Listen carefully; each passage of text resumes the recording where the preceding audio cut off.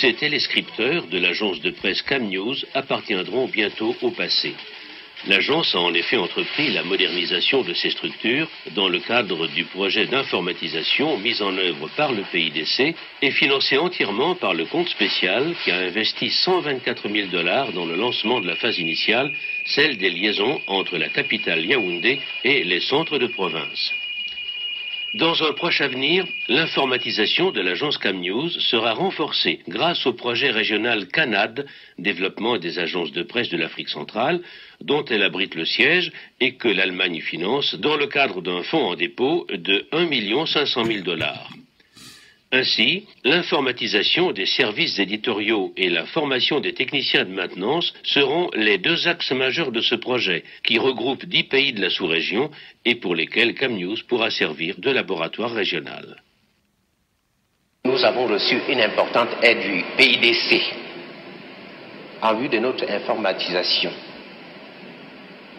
Cette aide porte essentiellement sur les équipements informatiques. Il faudrait que les équipements que nous avons reçus dans un premier temps et qui nous ont permis de nous initier à cette nouvelle technologie soient complétés pour nous permettre de mener notre opération, non seulement à l'intérieur du pays, même en direction de l'extérieur.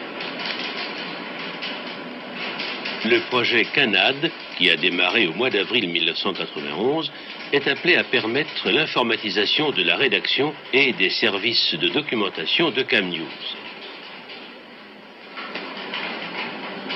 La phase initiale du projet, financée par le PIDC, celle de l'informatisation des liaisons, est donc achevée. Le réseau de l'agence couvre désormais la totalité du territoire camerounais. Les centres provinciaux sont maintenant en mesure de faire transiter l'information avec le siège central de CamNews à Yaoundé de manière instantanée et fiable. Ainsi, au pied du mont Cameroun, à quelques 350 km de la capitale, le bureau régional de Buea, proche de la frontière du Nigeria, a pour mission, à l'instar des autres bureaux régionaux disséminés à travers le pays, de rassembler les informations dans les zones rurales de la région, de les traiter et de les répercuter sans délai vers la capitale. Notre mission ici consiste à rassembler l'information en provenance des zones rurales ainsi que des zones urbaines. Mais les difficultés que nous rencontrons sont surtout liées aux zones rurales. L'informatisation récente de l'agence de presse, obtenue avec l'aide de l'UNESCO, va maintenant faciliter considérablement notre tâche. En effet, les cours de formation à la PAO qui ont été dispensés dans le cadre du projet permettent aux journalistes de toutes les régions du Cameroun de répondre aux exigences actuelles du marché national de l'information, qui actuellement compte une 60aine de publications périodiques, parmi lesquelles 50 journaux privés indépendants.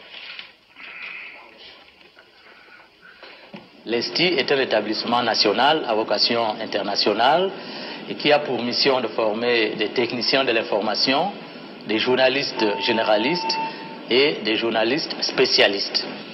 Nous sommes un établissement d'enseignement supérieur, mais avant tout une école professionnelle et technique.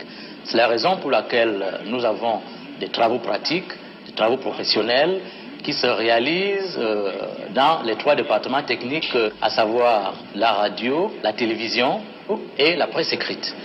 Nous avons reçu des équipements il y a plus de 20 ans. Ces équipements sont devenus obsolètes à cause de leur vétusté et nous sommes en train de pouvoir à leur remplacement. Nous avons également depuis 2 ans construit un grand bâtiment. Malheureusement, le studio radio et le studio presse écrite n'ont pas d'équipement. Néanmoins, grâce au PIDC et grâce à la France, nous avons reçu des micro-ordinateurs qui nous permettent d'accéder au stade de la PAO, publiquement assisté par ordinateur. L'enseignement de l'informatique est désormais fondamental pour toute école de journalisme. C'est pourquoi le compte spécial du PIDC a investi 40 000 $ dans le projet, auquel la France a ajouté la fourniture d'équipements. L'ensemble a permis la création d'un centre de documentation informatisé et l'organisation de cours d'initiation à la PAO.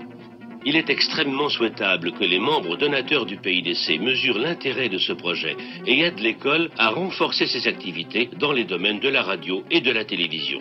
Notre objectif est de pouvoir mettre sur pied une grande école de communication ultramoderne pour former des communicateurs du 3e millénaire. À l'ouverture de la 12e réunion du Conseil intergouvernemental du PIDC, qui s'est tenue à Paris le 11 février 1991, le directeur général de l'UNESCO, M. Federico Mayor, a ainsi défini le cadre des missions dévolues au PIDC et des perspectives qui s'ouvrent devant lui.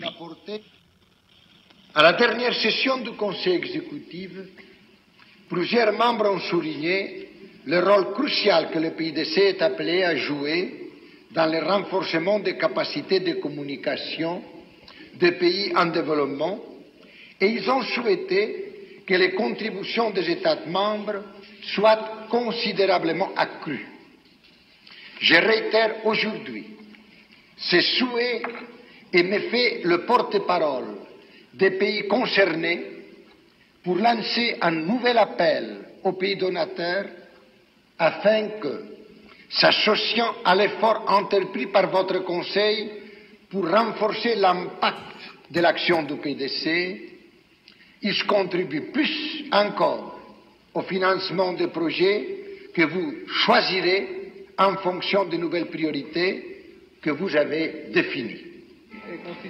Au cours de la même session a eu lieu la remise du prix PIDC UNESCO, qui couronne les activités entreprises en faveur du développement rural. Il a été décerné cette année à la Jordanie pour une exceptionnelle contribution dans l'utilisation des médias à cette fin.